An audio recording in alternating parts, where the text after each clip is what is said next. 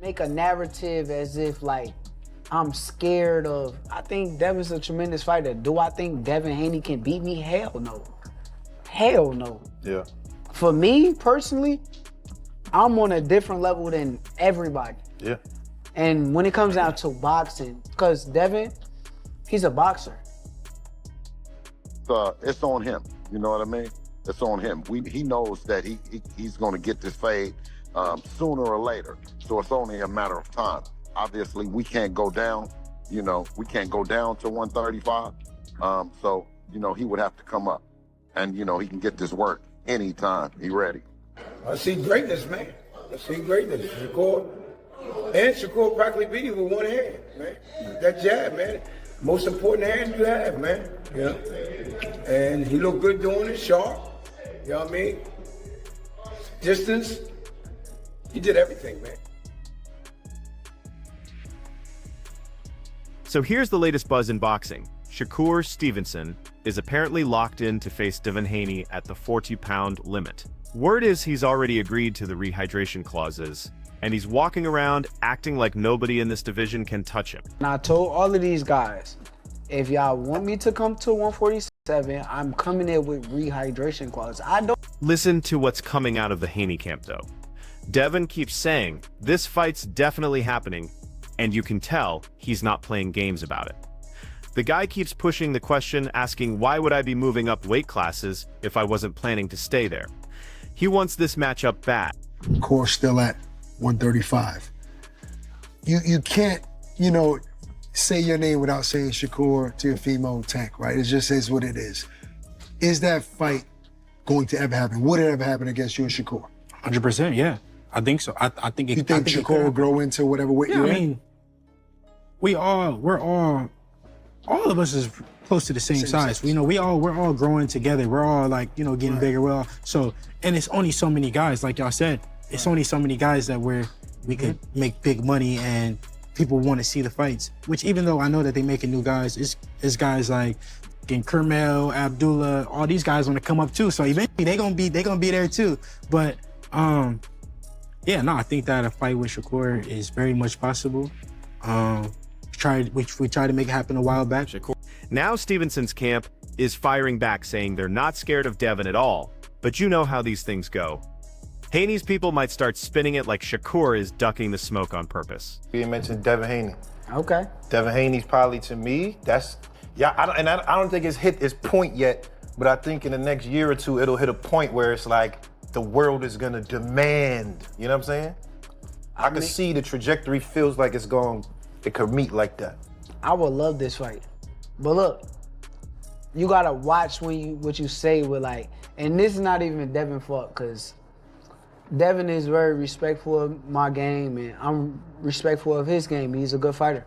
But his fans will clip and Yeah. twist and turn things into something that is not. So I try to be real careful on what I say. True. This is guy Jay on Twitter. He a big Haney fan. He be always clipping and changing stuff, Jay. Yeah, they gonna make a narrative as if like I'm scared of. I think Devin's a tremendous fighter. Do I think Devin Haney can beat me? Hell no. The confidence coming from Stevenson right now is wild. He's basically saying he's operating on a completely different level than everyone else, and that Haney doesn't have the power to put him down for good. It's not like he's a fucking stone cold killer who's just gonna go in there and try to knock me the fuck out. Yeah. He's gonna try to outbox me. I'm the greatest boxer. How do you... So that's how I feel about the fight. Yeah. But it all gotta make sense from a business standpoint. I don't like getting up here and negotiating against myself. And, for sure. But for me, I'm willing to make the fight happen. But do you see it as it being that could, you know, like we always said, the Four Kings, even though you wasn't a part of it, the whole thing, the whole plot is like at the end of the road, there's gonna be two guys left standing, and that's the big fight. Do you see that as that's potentially what that could be?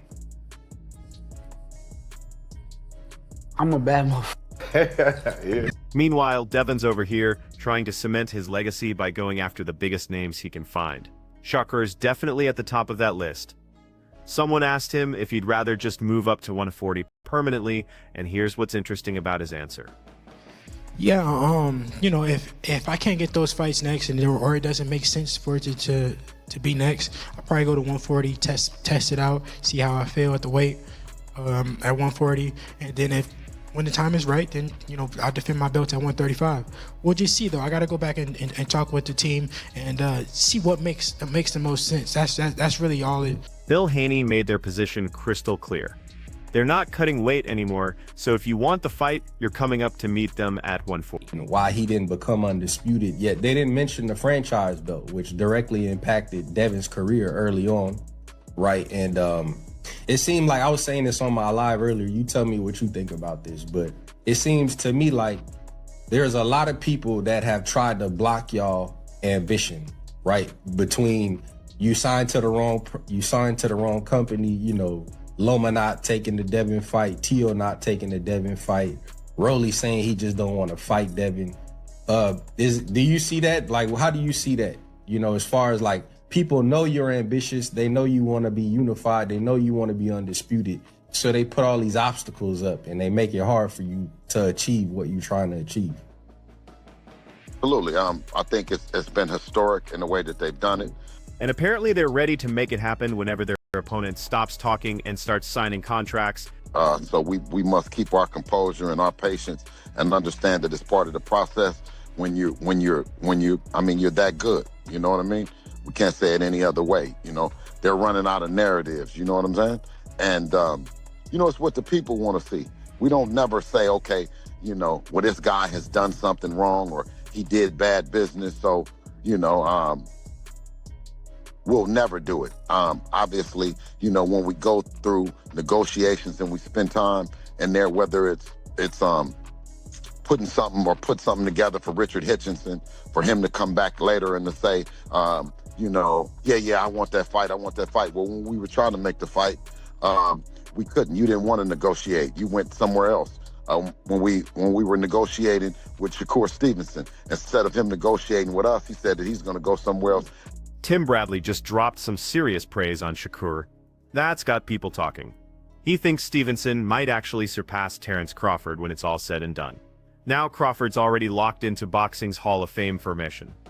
5-division champion with an incredible resume. But Bradley sees something special in Shakur that reminds him of Crawford's potential. He's not talking about matching Crawford's undisputed runs or moving through a bunch of weight classes. It's more about the opportunities that Crawford never got because of all the promotional politics back then. Bradley's pointing out that if someone like Turki Alalshikh had been making fights during Crawford's rise, we might have seen him face Keith Thurman, Danny Garcia, Errol Spence, and Yordenis Ugas way earlier, which would have made his career even more legendary. But I feel like Shakur, just like Crawford was with me, Shakur has the ability to pass Terrence Crawford. Listen up. Now, not in the stance of becoming 3-time undisputed and, you know, going up to, you know, that many weight classes. Not from that standpoint. You know, he already has 4 weight classes. Crawford is a 5-weight division champion. But in a sense of having the opportunities that Crawford didn't have. You know, Crawford would have been even bigger than what he is if the politics didn't play into the sport at the time. And now that, you know, you have guys like Turki Alalshikh that are able to bridge that gap between promoters and, you know, make these big fights happen. What's crazy is Shakur's coming up during a time when all the best fighters from 30 to 135 are actually available to fight each other. We're talking about potential matchups with Devin Haney, Lamont Roach, Oshaki Foster, Gervonta Davis, Gary Russell Jr., Dalton Smith, Ryan Garcia, and more. Bradley's convinced that Shakur doesn't just have the skills to beat these guys, but he's also got the platform to actually make these fights happen. That combination could push his legacy beyond even what Crawford accomplished. Turki was around when Crawford was on his climb. You know, when Crawford couldn't get those big fights with like Thurman and Danny Garcia and Ugas, and, you know, he got it later with Sean Porter, but it was later. But imagine if Crawford was able to have that run and, you know, Errol Spence, Danny Garcia, Ugas, Keith Thurman, you know, the list goes on. If he would have had all those guys on his ledger, imagine how big Crawford would be. He would be even bigger than what he is today. You know, bigger than what he is today. So with that being said, you know, with these fighters hovering around 135, these talented fighters, hovering around 135, 130, you know, guys like, you know, O'Shaquie Foster, like I mentioned, going to go up to 135. He's big enough to go to 135. There's definitely some politics still getting in the way, but when you watch both these fighters in action, it's pretty obvious that short of something crazy happening, they're not losing to anyone. Devin and Shakur keep going back and forth on social media, and you can feel the tension building. Remember when everyone was talking about the Four Kings 2.0 with Devin Haney, Ryan Garcia, Teofimo Lopez, and Gervonta Davis? People were comparing them to the legendary era of Marvin Hagler, Tommy Hearns, Sugar Ray Leonard, and Roberto Duran. Is Devin Haney going to concede to that? I doubt it.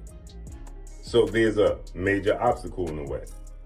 But nonetheless, as you watch these two fighters fight, you can clearly see, outside of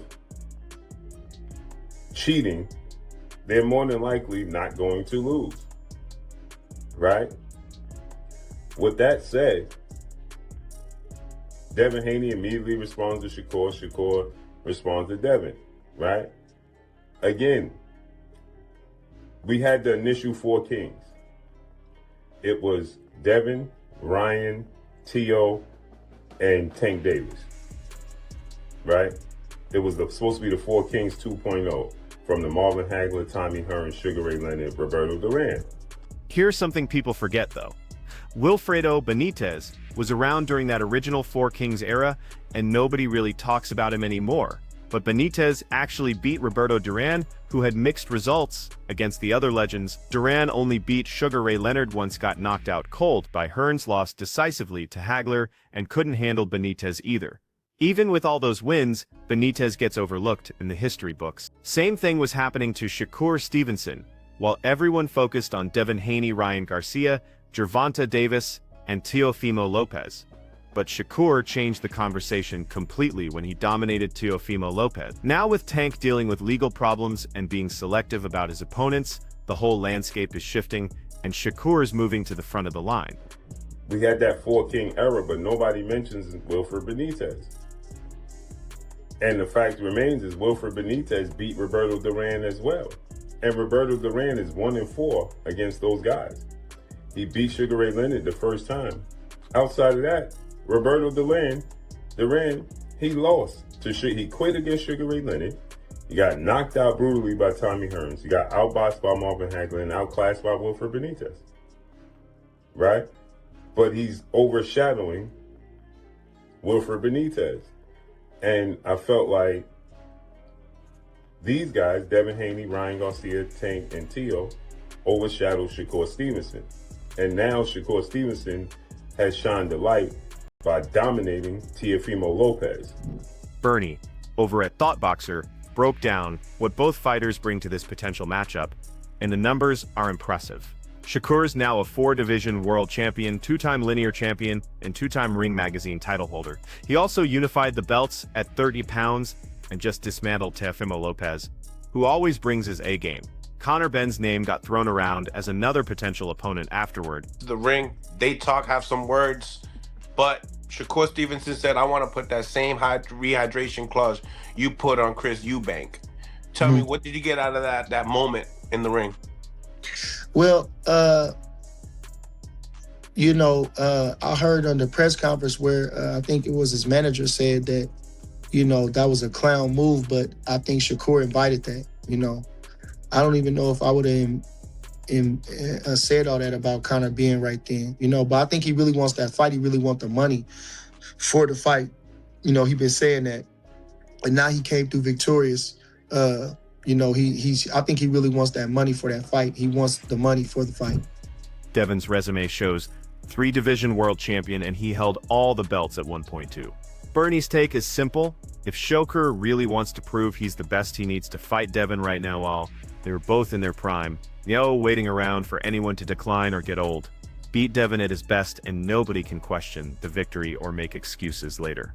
According Bernie, both guys are elite level, but taking out Devin in his prime would put Shakur in a completely different category and prove he belongs with the best fighters of this generation. Legacy fights, accomplishments, because now Shakur is a 4-weight world champion. Devin is a 3-weight world champion. Devin was undisputed, but now Shakur is a 2-time lineal champion. So he's a 2-time Ring Magazine winner. 2-time unified champion. If you want to add the ring, as far as with the WBO, he was unified at 130. So he's a 2-time unified champion, 2-time lineal champion. Beat a guy like Teofimo Lopez, who rises to the occasion. Had a close fight with George Kambosos. You can make a claim that he was fighting out of frustration or out of emotion, and that was it. He was in his prime too, Josh Taylor seemed to be drained at 140. Not taking away from Devin, but he was already moving up to 47, they were saying. Lomachenko was a little older and smaller. The performance Shakur just put on against Teofimo Lopez has Boots Ennis talking, and he's breaking down just how impressive it really was. What makes it even crazier is Shakur was basically fighting with one good hand for most of the bout. His jab was still landing clean and controlling the distance perfectly. Every single thing he did looked calculated and smooth, while Lopez couldn't figure out any answers despite his experience and athletic ability. Before this fight, people kept questioning Shakur's competition level, saying he hadn't really been tested yet. Well, he answered every single critic with that performance. Technically, he was flawless, and Lopez looked lost simply because he was in there with Shakur Stevenson. What I see greatness, man. I see greatness. Shakur practically beat him with one hand, man. That jab, man. Most important hand you have, man. And he looked good doing it, sharp. You know what I mean? Distance.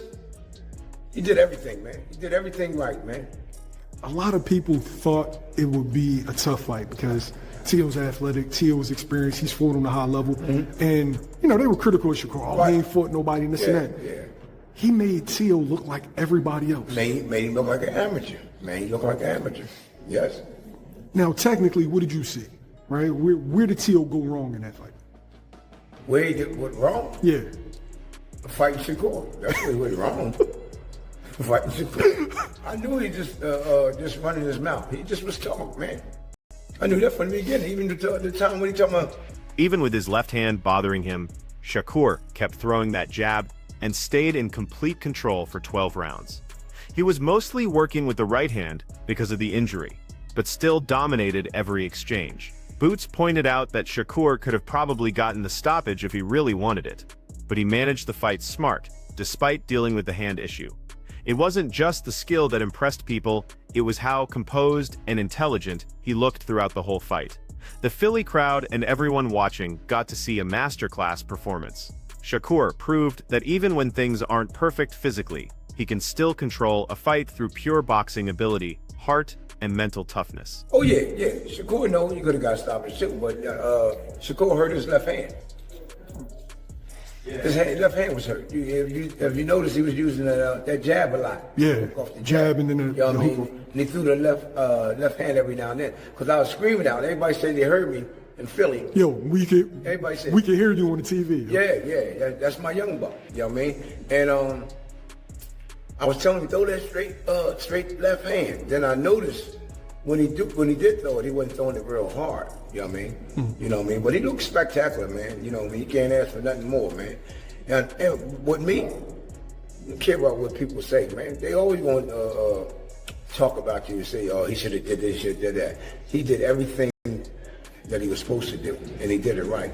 Everyone in boxing wants to see this Shakur Stevenson versus Devin Haney fight happen, and you can understand why. Both fighters bring incredible speed, technical skills, and that killer instinct that makes every round unpredictable. People are already breaking down the matchup from every angle, trying to figure out who has the advantage. When they step in that ring, every single punch and movement is going to matter because the stakes are massive. Shakur's technical brilliance going up against Devin's athleticism and power creates the kind of stylistic clash that produces fireworks. The hype around this potential fight is building, and it could end up upping both of their careers while giving us one of the best fights we've seen in years. Only fight that even remotely sparks my interest for Shakur Stevenson is this guy right here, Devin Haney. Look at them. They're the same size. Obviously, Devin's moved up to 147. Shakur demands a catch weight. We'll see if Devin goes for the bait, because I think Shakur Stevenson, there's no doubt about it, he has the skills to compete at 147 to be 5 weight division champion. I feel like that would be crazy. That wraps up everything we know right now, so make sure you catch the next update.